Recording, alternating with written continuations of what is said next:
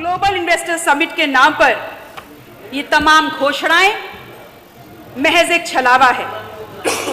जब तक ये साफ साफ प्रदेश की जनता के सामने न रखा जाए और ये बताने का काम ना किया जाए कि पूर्व में इस तरीके के जो आयोजन किए गए इसका प्रदेश को क्या लाभ मिला, और मान्यवर ये स्पष्ट करना चाहूंगी कि ये लाभ कागजों पर लिखे आंकड़ों में नहीं बल्कि धरातल में आम जनता को खुद दिखने चाहिए। सरकार यदि उद्योगों को बढ़ावा देना चाहती है और बढ़ावा देने की नीयत अपनाती है, नीति अपनाती है, तो मुझे इससे कोई गुरेज नहीं है, लेकिन इसमें वो उद्योग करने का, लगाने का, वो व्यवसाय करने का अवसर प्राथमिकता के आधार पर उत्तर प्रदेश, मेरे प्रदेश के नौजवानों को मिलना चाहिए। ये तो एक तरीके की ठगी हुई मान्यवर कि रोजगार के नाम पर मेरे प्रदेश के नौजवानों को इस प्रदेश का पैसा खर्च करने के बाद, विज्ञापन देने के बाद, एडवर्टीजमेंट करने के बाद, शोर शराबा करने के बाद सिर्फ मजदूरी करने का अवसर दिया जा रहा है। मैं कल से इस सदन में हो रही चर्चा को सुन रही हूं।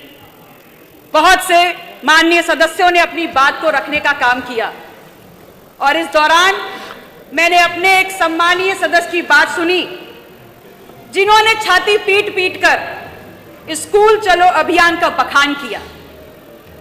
उन्होंने बताया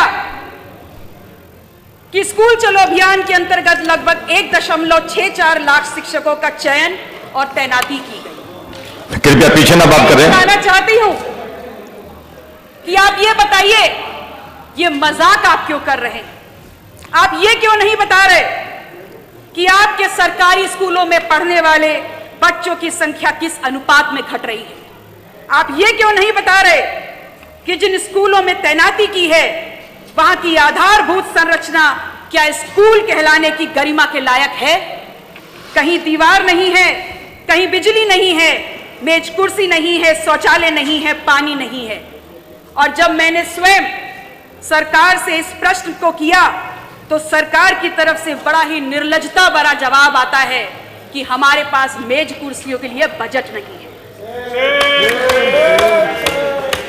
जिधर नजर डालो इस अभिभाषण में सब कुछ हास्यास्पद है।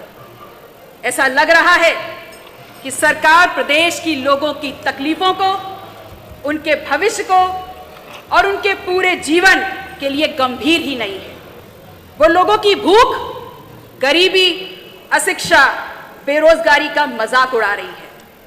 और सबसे बड़ा सवाल ये उठता है कि अगर सरकार शिक्षा, स्वास्थ्य और रोजगार इन तीनों क्षेत्र में निजी पूंजी निवेश के आधार पर अपनी उपलब्धियां बताना चाहती है तो उसे यह भी जरूर बताना होगा कि इस प्रदेश की जनता से जो भारी भरकम टैक्स के नाम पर वसूली होती है वो पैसा कहां जा रहा है। क्यों नहीं ये हमारा पैसा, हमारी गाड़ी कमाई की मेहनत का पैसा हमारे ही स्वास्थ्य, हमारी ही शिक्षा और हमारे ही रोजगार पर खर्च होता है। माननीय अध्यक्ष जी, ये अभिभाषण महज छलावा है। मैं और मेरे साथ यहां समूचा विपक्ष इस तरीके के अभिभाषण को सरकार की अगंभीरता और गैर जिम्मेदार रवैया मानते हैं। इस प्रदेश के एक बड़े हास्य कलाकार, स्वनाम धन श्री राजू श्रीवास्तव जी आज हमारे बीच में नहीं है। तो सरकार की इस तरीके की घोषणाएं और बातें सुनने से लगता है कि राजू श्रीवास्तव जी की कमी पूरी कर रहे हैं, प्रदेश की जनता के साथ मजाक कर रहे हैं। मेरा आग्रह सिर्फ मेरे जनपद महात्मा गौतम बुद्ध की तपोस्थली कौशाम्बी के लिए नहीं बल्कि मेरे संपूर्ण प्रदेश उत्तर प्रदेश के लिए है कि इस अभिभाषण में प्रदेश सरकार में बैठे जिन लोगों ने आम जनता की गाड़ी कमाई की भारी लूट खसोट की है उस पर भी बात होनी चाहिए थी, उसको भी शामिल किया जाना चाहिए था। मान्यवर, जब से ये चर्चा शुरू हुई है और हम लोग बीच बीच में उठ करके माननीय पल्लवी जी समाप्त करें। जाते हैं तो इस सदन में चल रही शेरो शायरी की बातें बड़ी आम हो रही हैं। तो इस दौरान मेरे अंदर का कवि भी थोड़ा सा गुदगुदाने लग गया। बस उसी से समाप्त करिए। मुझे भी धूमिल सी 2 लाइनें याद आ गई। बिल्कुल, बिल्कुल। और वो कह करके अपनी बात को समाप्त करूंगी। जी जी। कि तुम्हारी फाइलों में गांव का माहौल और मौसम बहुत गुलाबी है। तुम्हारी फाइलों में गांव का माहौल और मौसम बहुत गुलाबी है, लेकिन ये आंकड़े सभी झूठे और ये दावा किताबी है। बहुत बहुत धन्यवाद। डॉक्टर MP आर्य जी।